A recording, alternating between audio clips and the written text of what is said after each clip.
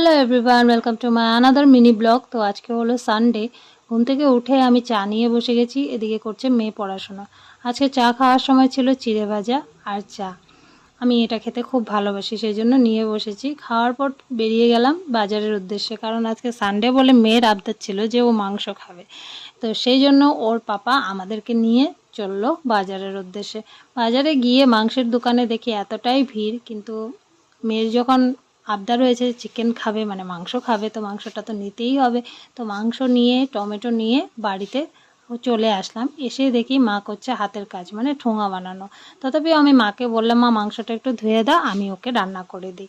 তো মাংস ধোয়ার সাথে সাথে মা সব কিছু কেটে বেটেও আমাকে দিয়েছিল।